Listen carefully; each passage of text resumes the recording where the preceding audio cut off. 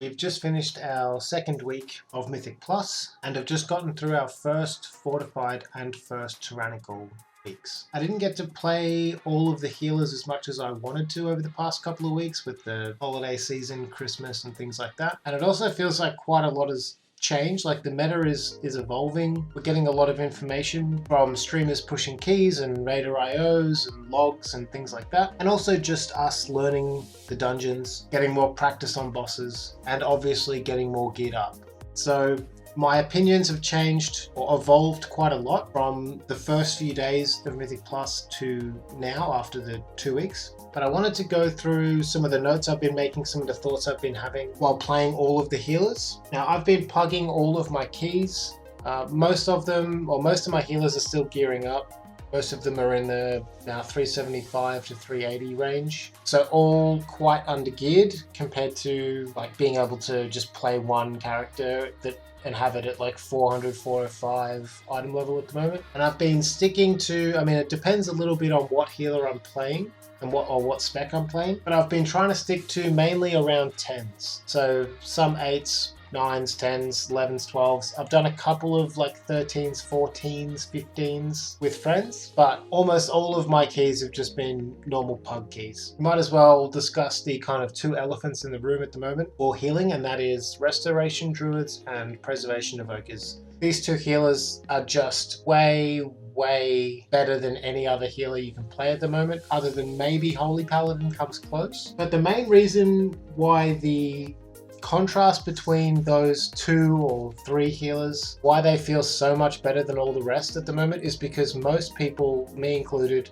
are trying to push keys in a very undergeared state. And that is that we're trying to do like 14s and 15s at 370 item level or something, 30, 40 item levels below what we should be doing those kind of keys at. And what that means is that the healers that have the highest throughput, just the raw healing, are doing the best and feel the best at the moment because they can heal through mechanics that other healers are struggling with. But I imagine that once everyone kind of gets their 2-piece, 4-piece, gets their best in slot trinkets, gets well itemized, and is sitting at 410 item level or something, that I don't think any of the healers are going to have problems with throughputs in the kind of normally weekly 20 kind of range. But I imagine as like for anyone who's willing to push or wants to push much higher level keys, then these kind of issues we're seeing now while we're undergeared will become issues again later on. Like you will need,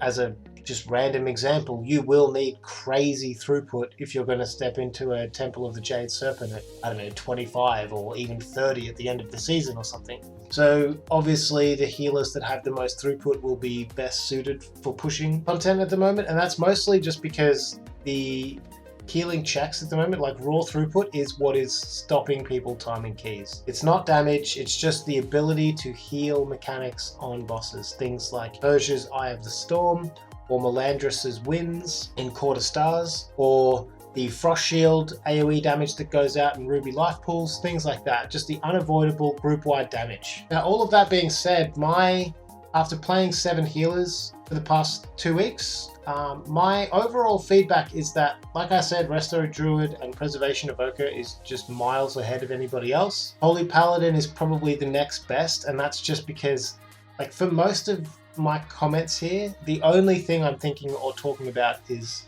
throughput.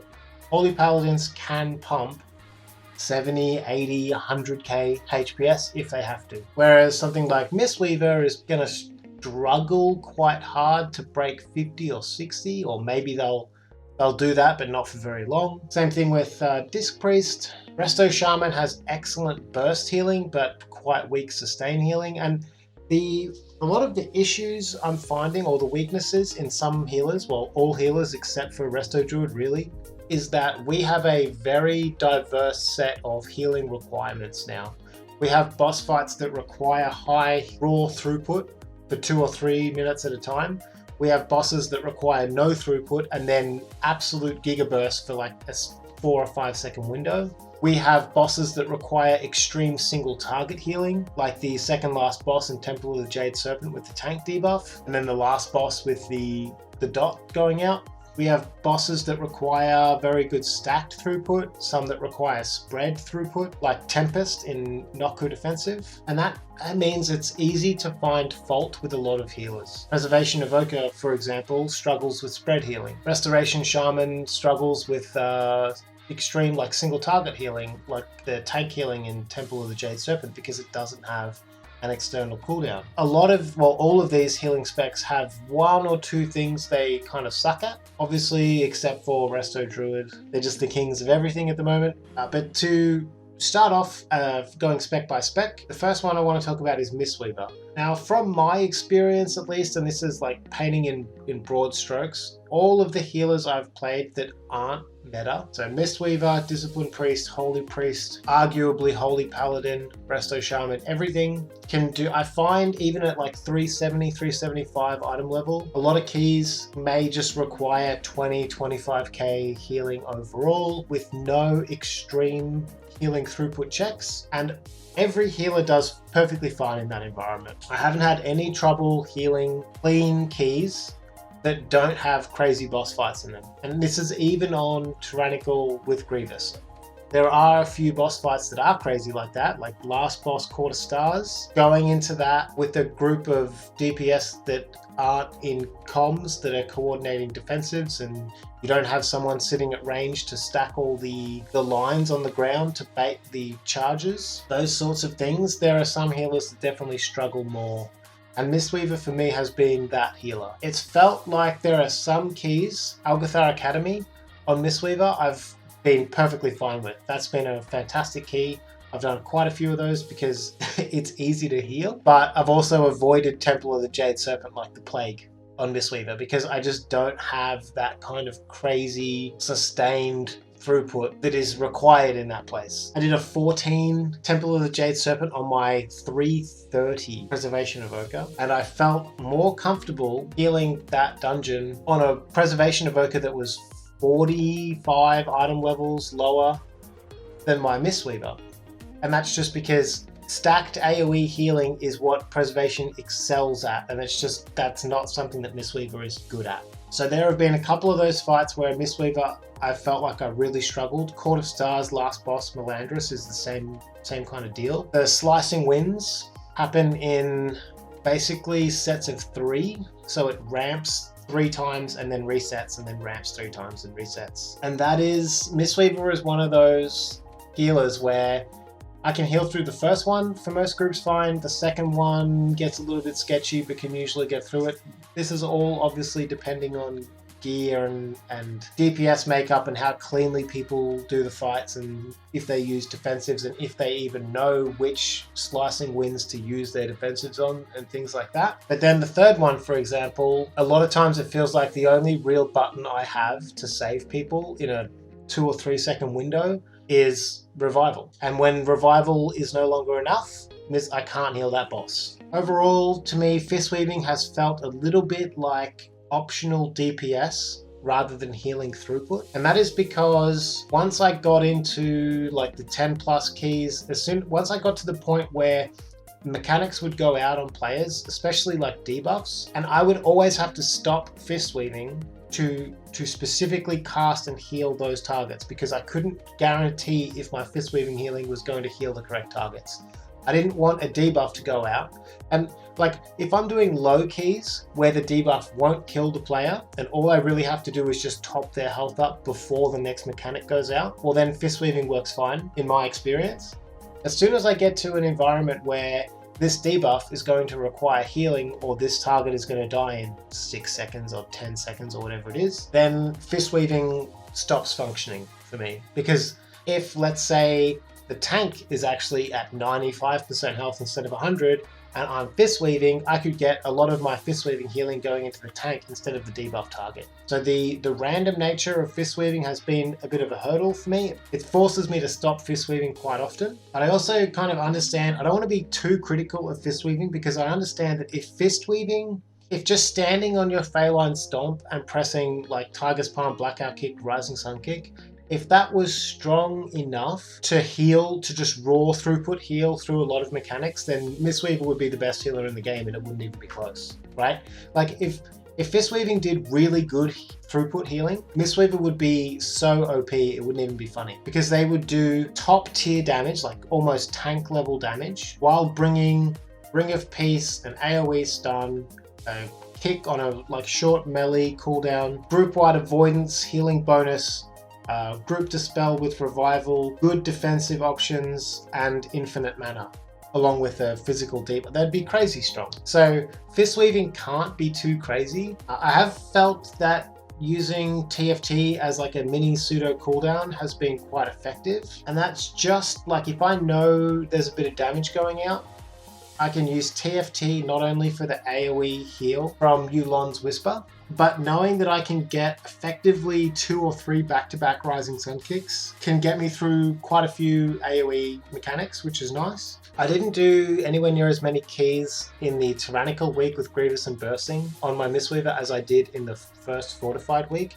And I'm looking forward to getting back into some Mistweaver keys this coming week with Volcanic Sanguine, just because the healing like throughput required in a lot of instances just won't be anywhere near as high, so Mistweaver won't feel as bad. I also played around a little bit with a Tear of Morning / kind of Unison, couple of variations of that, basically just a non-Fistweaver pure caster build. And with the way, like the main downside of those builds is that they do no damage. But I will say with the way that most healers are playing at the moment, most healers aren't doing damage anyway, so that hasn't felt like a big downside to me. The main issue I have is that all of the Mistweaver casting builds in one way or another basically revolve around Soothing Mist, and having to be completely immobile to move health bars has felt quite limiting. You're either playing Unison, so you want to channel as much Soothing as possible, or you're playing Clouded Focus and you want to channel Soothing to reduce your mana costs and increase your throughput, or you're playing Soothing because you're casting a couple of like Vivifies or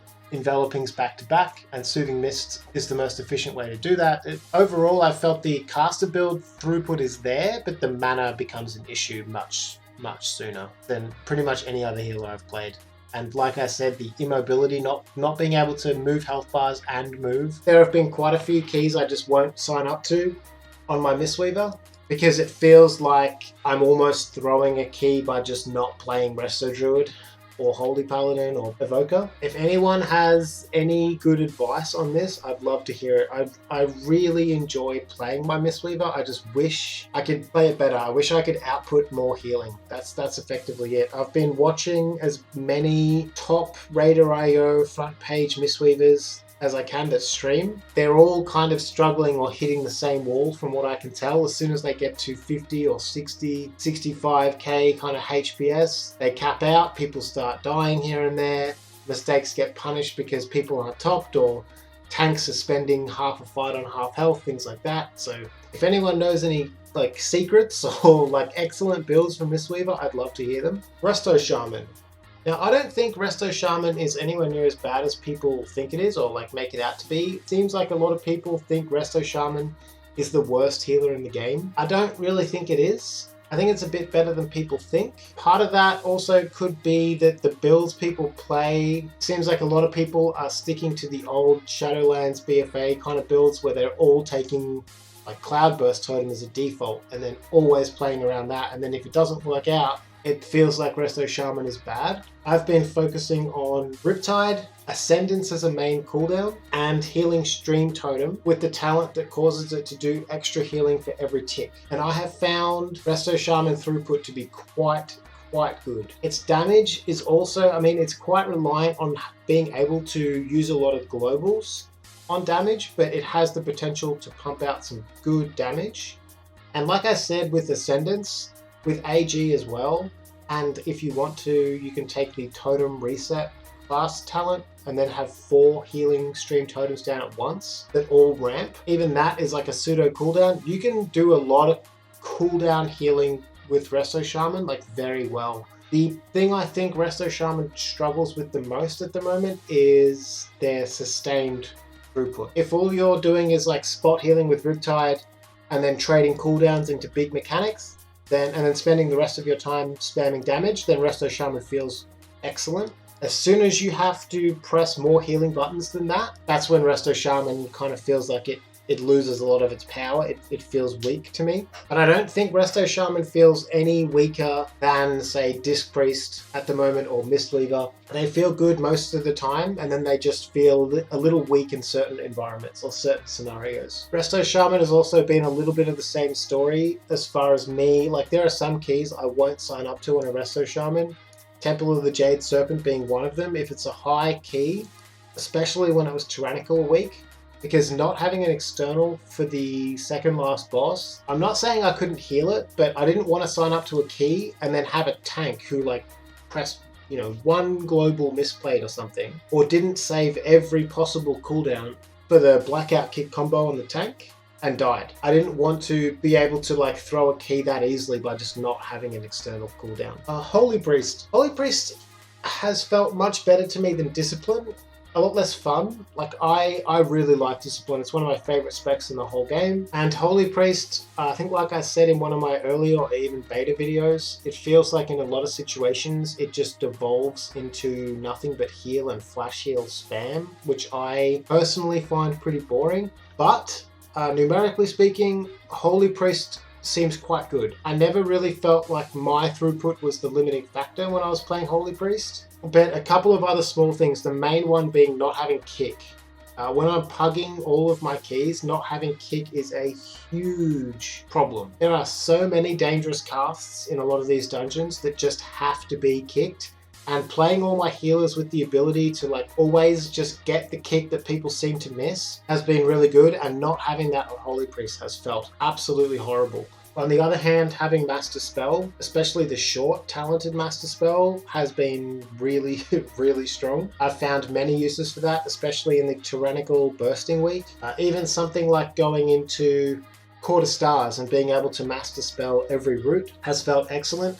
These are definitely things that wouldn't be even worth mentioning if you were playing with a coordinated and good group, but you would be surprised how many people with greater IO scores that make it seem like they are knowledgeable and capable of the mechanics and have experience, and then you invite them into the key and they don't know that they have to jump for the route to clear the route debuff. So being able to like Master Spell those kind of things has been excellent. Same with the route in Azure Vaults. Seems to be, at least in my pug experience, a lot of groups, a lot of DPS don't ever kick the big tree golem, whatever, Goliath dudes on the platform that root everyone in place. Being able to Master Spell that has been saved a couple of wipes, that's for sure. Damage on Holy Priest hasn't been great for me, and either has mana actually. From a purely like power point of view, I think Holy Priest is quite good. I'd probably rate them as the highest worst healer. I'd probably rate healers as Resto Druid being the best, Preservation second best, Holy Paladin third best, and then there would be a pretty substantial gap, and then I would have Holy Priest as the fourth best. Not having Poison Dispel has also felt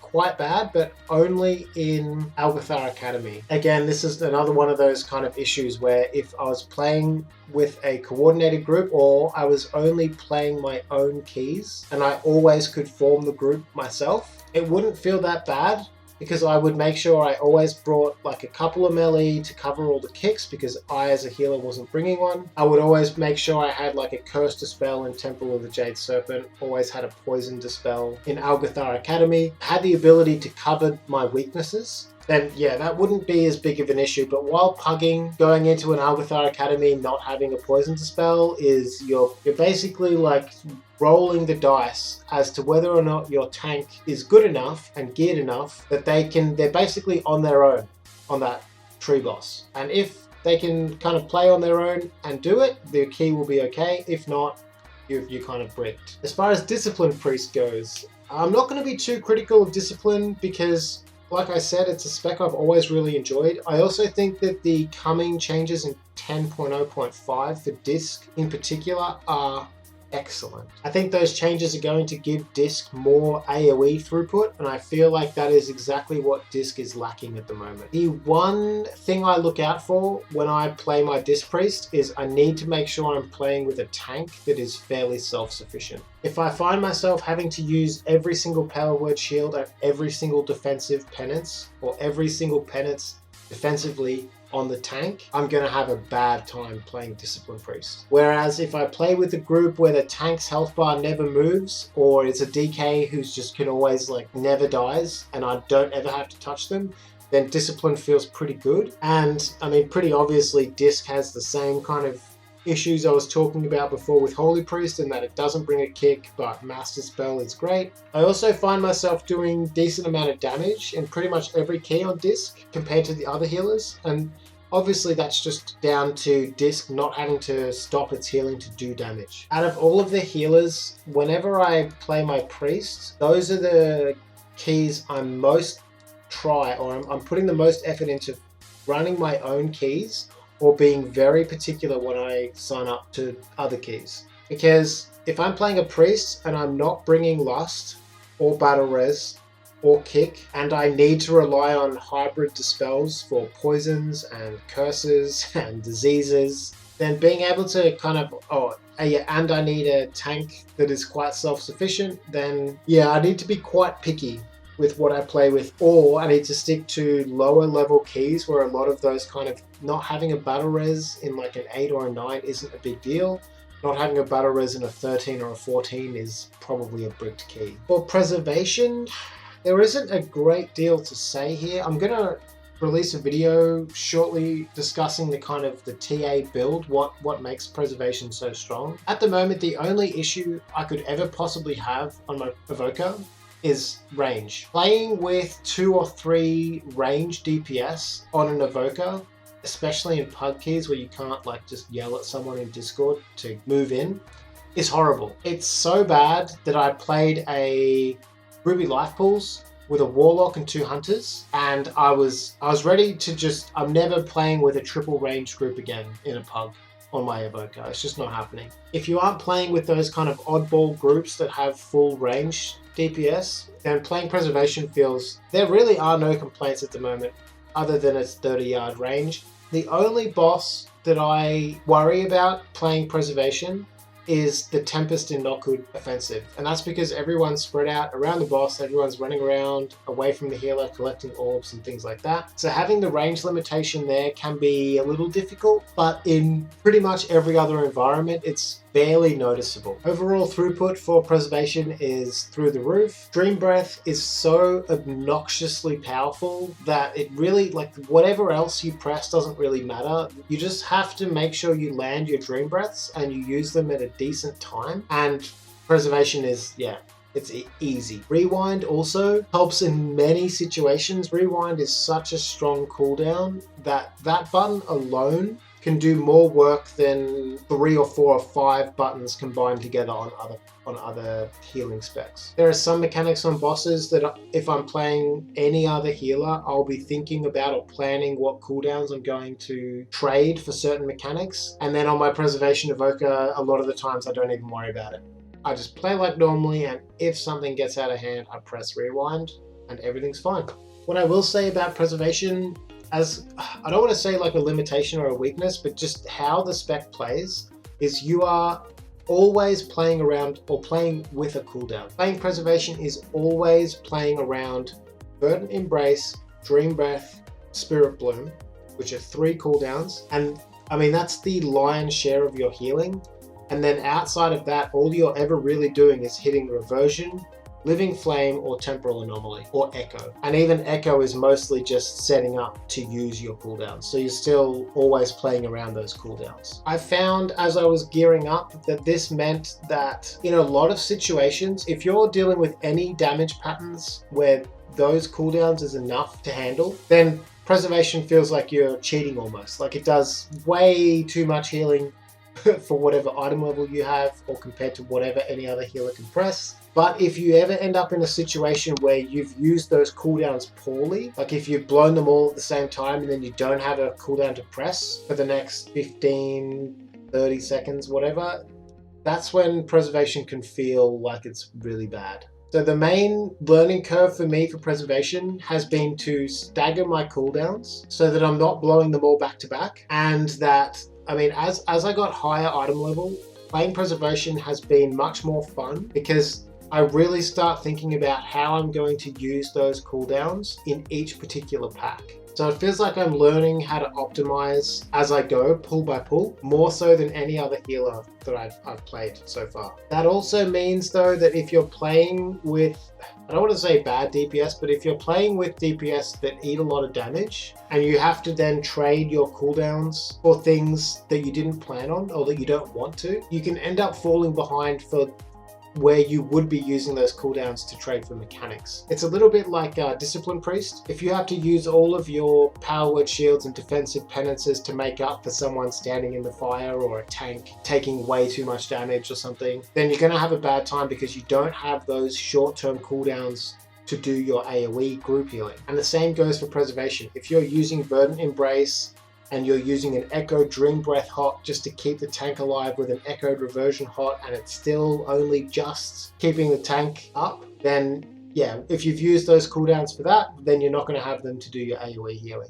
As far as Resto Druid goes, again, there isn't a huge amount to talk about here. Resto Druid's just crazy strong. All you do is take Life Bloom talents, you take Verdancy, you drop Airflow, you press your hots. That's it. Can't really get it wrong. The power of Resto Druid right now is in Verdancy. Verdancy is like, I think Verdancy is almost single-handedly making Resto Druid S tier.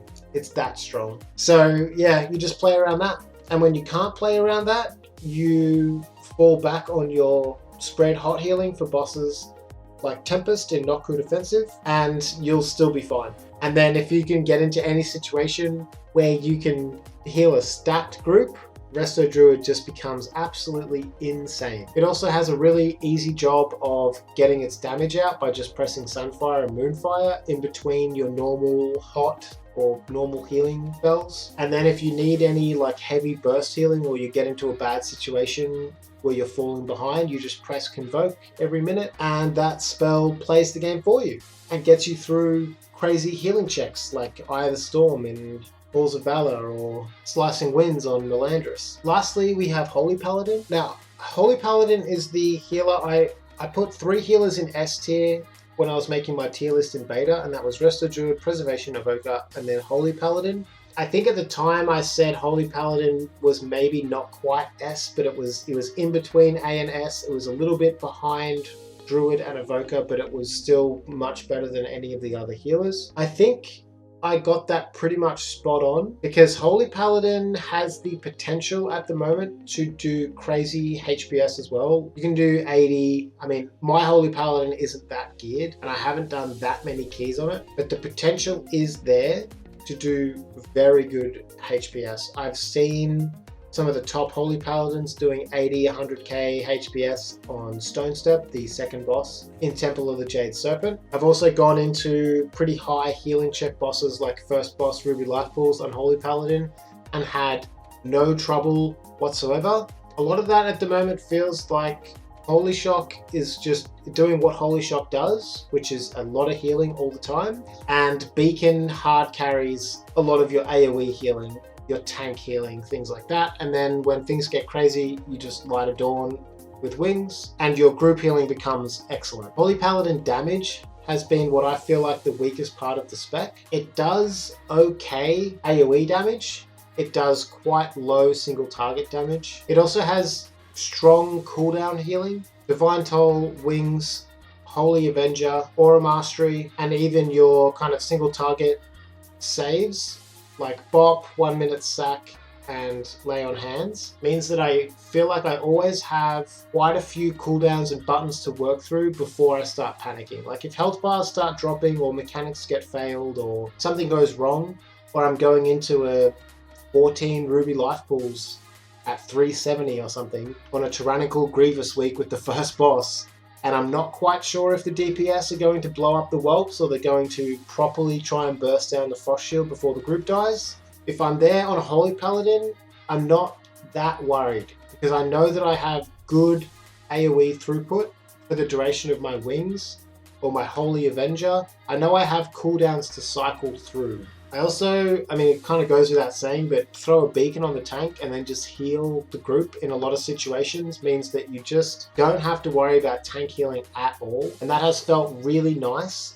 hug healing. If I was playing with really, really good tanks then having the ability to just beacon to DPS in your party would also just feel great. That'd be really nice. It'd make your AoE healing even better. Overall, I think like I said at the start of the video, I think most healers have a couple of weak spots and most of them feel fairly balanced against one another, with the two major outliers being Druid and Evoker. I also think Paladins at the moment don't seem very strong because of those two kind of overshadowing them. And I'm hoping to see some changes, some balance changes coming through soon. I've got my fingers crossed that Blizzard are going to do some kind of healing pass in general, where they're going to look at balancing healers for Mythic Plus, like AoE healing throughput especially, trying to balance them better in that situation.